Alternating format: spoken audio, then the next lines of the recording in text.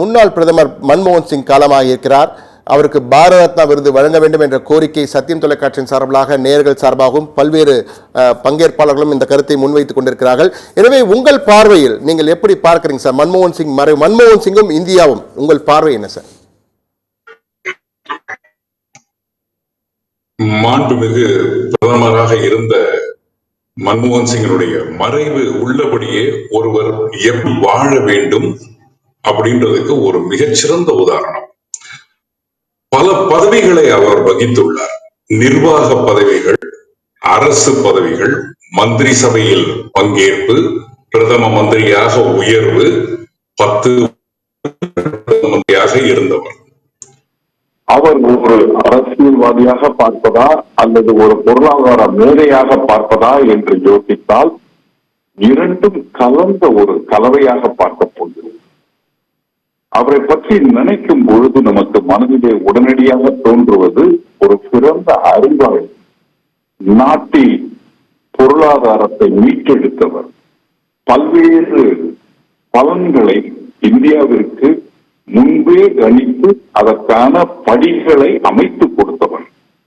இன்று அவர் தூவிய விதைகள் தான் மக்கள் பெரும்பான்மையானவர்கள் பயன்படுத்தக்கூடிய ஒரு நல்ல வாய்ப்பாக பார்க்கப்படுகிறது. குறிப்பாக சொல்லப்பட வேண்டும் என்றால் பொருளாதார கொள்கை அவர் வகுத்தது. பொருளாதார கொள்கை அப்படின்ற பொழுது என்ன அப்படின்னு கேட்டீங்கன்னா, இன்றைக்கு 20 ஆண்டுகளுக்கு முன்னாடி ஒரு டிவி வாங்கணும்னா கூட போய் சிங்கப்பூர்லயோ துபாயிலயோ வாங்கிட்டு வந்த காலகட்டங்கள், முதலீடுகள் பெரும்பான்மையானவை இந்தியாவிலே இல்லாத காலகட்டங்கள். ஆட்டோமொபைல் துறையை எடுத்துக்கொண்டால் ஒரு அம்பாசிடர் அல்லது ஒரு ஃபியட் காரை மட்டுமே பார்த்தவர்கள், இல்லாவிட்டால் மற்ற நாடுகளில் இருந்து இம்போர்ட் பண்ண வேண்டிய நிலையை பார்த்தவர்கள். அதை மாற்றி உள்ளூரிலேயே தயாரிக்கக்கூடிய வாய்ப்பை, கேட்டை ஓபன் பண்ணி பொருளாதார கொள்கைகளை மாற்றி அமைத்து பல்வேறு முதலீடுகளை இந்தியாவிற்கு ஈற்று இன்று இந்தியா கிட்டத்தட்ட மொபைல் போன்ல வேர்ல்டுல அதிகமான அளவு ஏற்றுமதி செய்யக்கூடிய அளவுக்கு வளர்ந்திருப்பது என்றால் இது அவர் போட்ட விதை என்று தான் எடுத்துக்கொள்ள வேண்டும். எங்களை போன்ற பல தொழில் முனைபவர்கள் காலத்திற்கு ஏற்ப எங்களை மாற்றிக்கொள்ள அவரது பொருளாதார கொள்கை எங்களுக்கு உதவியாக இருந்தது. அவரது காலம், RBI கவர்னராக இருந்த காலம் அல்லது பிளானிங் கமிஷனுடைய டெபுட்டி சேர்மனாக இருந்த காலம் அல்லது சவால் மிகுந்த ஒரு காலகட்டம், பொருளாதாரம் வீழ்ந்து இந்த ஒரு காலகட்டத்திலே அந்த வீழ்ச்சியை நிறுத்தி மறுபடியும் இந்தியாவின் பொருளாதாரம் வளரச் செய்தவர். சில சுனாமிகள் வந்த பொழுது அதிலிருந்து இந்தியா காப்பாற்றப்பட வேண்டும் என்றால் இவரது கொள்கைகள், அசாதாரணமான முடிவுகள், அறிவு சார்ந்த ஒரு சில செயல்பாடுகள் தான் காரணம். இன்று நாட்டு மக்கள், குறிப்பாக கிராமப்புற மக்களுக்கு 100 நாள் வேலைவாய்ப்பு திட்டத்தை வகுத்தவர். பெரும் முதலாளிகள் இன்று இந்தியாவிலே இன்வெஸ்ட் செய்து அல்லது ஷேர் மார்க்கெட் உயர்வதற்கு, பலதரப்பட்ட மக்கள் பலனடைவதற்கு உண்டான வாய்ப்புகளை ஏற்படுத்தி கொடுத்தவர். அவர் மீது இதுவரை யாரும் எந்த குறையும் சொன்னதில்லை.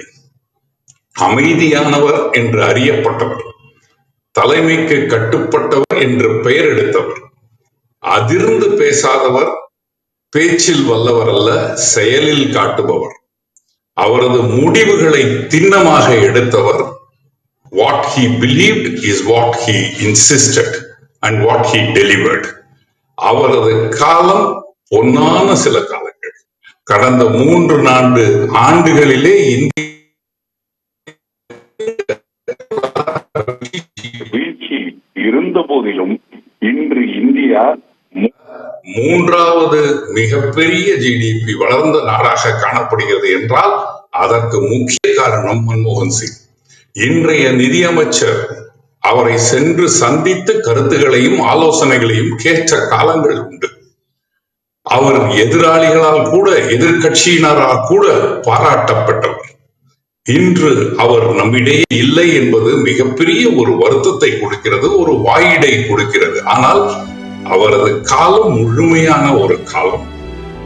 93 வயதிலே அதிகமாக கஷ்டப்படாமல் இறைவனடி சென்று சேர்ந்திருக்கிறார். தேங்க்யூ டாக்டர் மன்மோகன் சிங். You liberated India. உங்களால் இந்தியா வளர்ந்தது. பாரத ரத்னா என்ற விருது உங்களுக்கு தரப்படவில்லை என்றால் வேறு யாருக்கு அந்த விருது செய்ய போகிறோம்? உங்களை போன்றவர்களை கௌரவிப்பதில் தான் அந்த விருது பெருமைப்படையும். இதை நான் கேட்பதோ சத்தியம் டிவி கேட்பதோ இல்லை. அது தானாக அவரை நோக்கி சென்றடைய வேண்டிய ஒரு பொறுப்பு. நிச்சயமாக சார். ரகுநாதன் சார் மிக சிறந்த ஒரு கருத்தினை தேங்க்யூ மிஸ்டர் மன்மோகன் சிங், யூ லிபரேட்டட் இந்தியா என்ற வகையில் மிக சிறப்பாக உங்கள் கருத்தை நீங்கள் பதிவு செய்துள்ளீர்கள். எனவே இந்த நேரத்திலே உங்களுடைய பரபரப்பான வேலைகளுக்கு நடுவே மிக தெளிவான உங்கள் கருத்துக்களை முன்வைத்தீர்கள்.